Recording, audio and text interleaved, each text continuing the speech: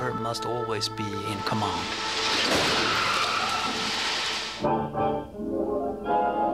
Now, the dream cars of tomorrow. Alla vill ha säkra motorvägar, men det tog lång tid innan biltillverkarna insåg hur viktig säkerheten var och började göra bilarna mer krocksäkra.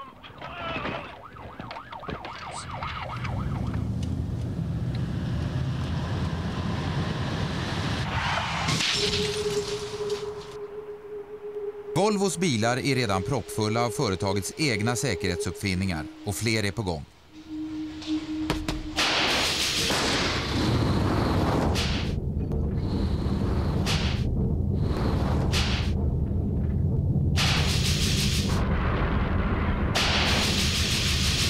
Swedes are caring people, and that was a natural way to go. Car can kill people. Car can damage people. Why not make them safe? I verkligheten inträffar bilkrockar i alla möjliga vinklar. Hittills har det varit mycket svårt att återskapa just det här vid krocktester. Den här enorma svängarmen i Volvos nya säkerhetscentrum ska ändra på det. Det här är den enda testanläggningen i världen där bilar kan krockas i alla vinklar och i alla hastigheter. The next step is to be more exact how we can reproduce accidents in the new laboratory. And that gives us opportunities in order to develop a car which is even more protectable in the real life accidents. Redan på 20-talet byggde Volvo inte bara nya bilmodeller, man kraschade bilar också.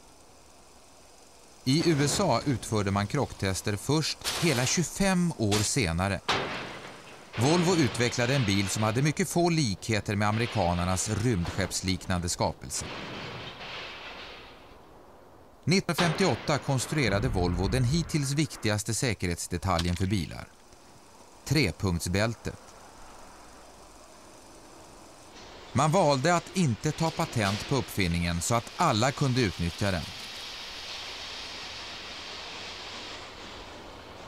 Sedan dess har man också förbättrat nackstöd, barnstolar och olika typer av krockkuddar.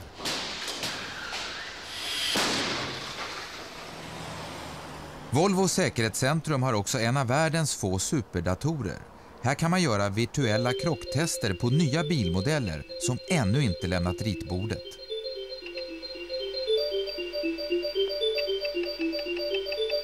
One of the biggest differences when you look at virtual simulation of crashes compared to physical testing is of course that when you've made a computer model you can crash it as many times as you want.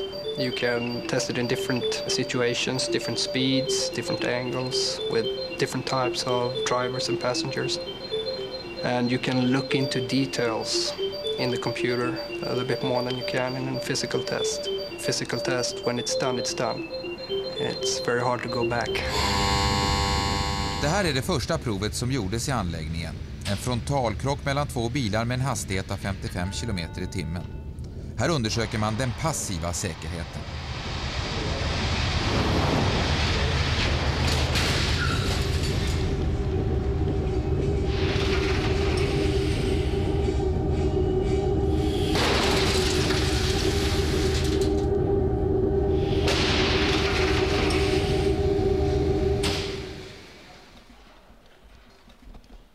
Trots att det bara satt dockor i bilarna är förödelsen en skrämmande syn.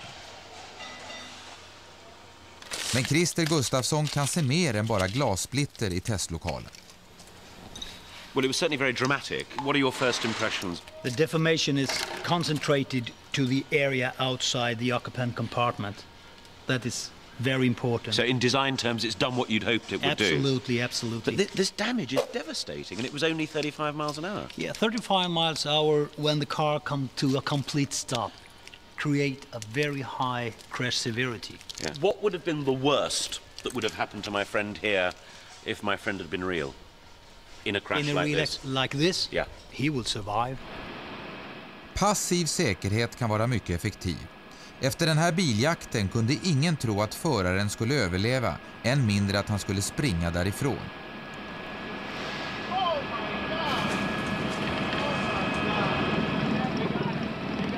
Men tänk om hans bil hade tagit över och vägrat att låta honom krascha.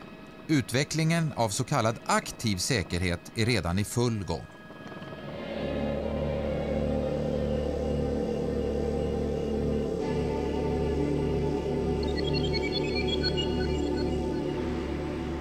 Det här ser kanske ut som en helt vanlig personbil. Men den innehåller avancerad teknik för att undvika alla typer av olyckor. This car has a yaw sensor which senses how the car is pivoting around its center. It has a lateral accelerometer which shows how hard you're cornering. It has a steering sensor which tells precisely where we're asking the car to go. Literally hundreds of sensors on here that are computed.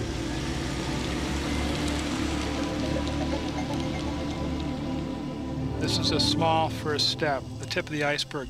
Steering, suspension, and brakes can all be manipulated or adjusted continuously. Every millisecond, the car can make a decision about what's the most appropriate level of performance and comfort.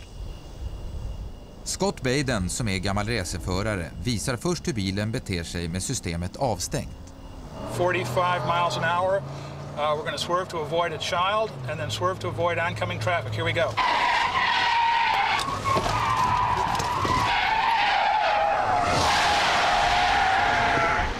Now that was everything that I could do to correct, but absolutely nothing could have saved us.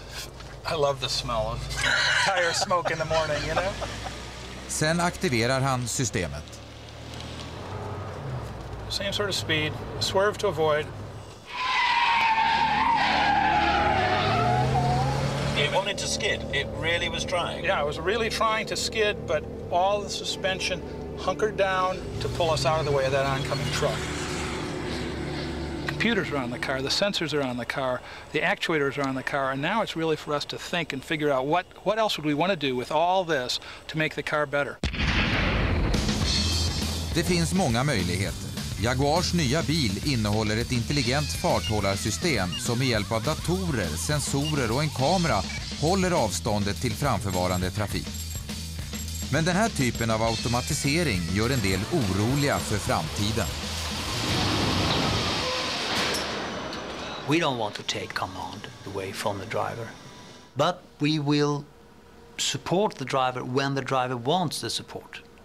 So it will be the driver's decision how to drive the car in the future.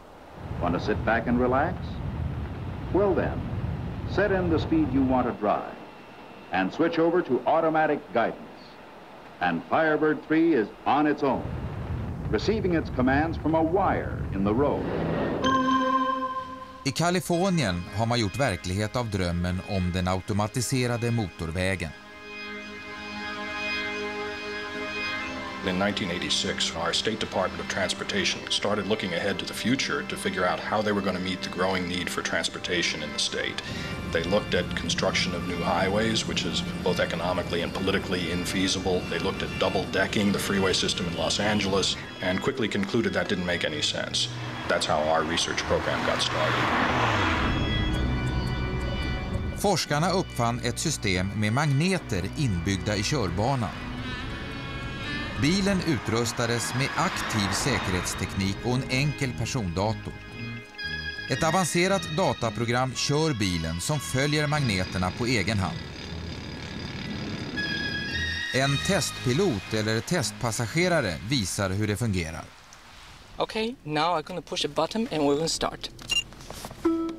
Activate steering control. What I need to do is just follow the instruction. Steering control on. Activate speed control. Speed control on. Just literally those two simple instructions and two button pushes on the steering column. If I push the button, 5 seconds will go. 5, 4, 3, 2, 1. Let's go. Look at my hand. Look at my foot.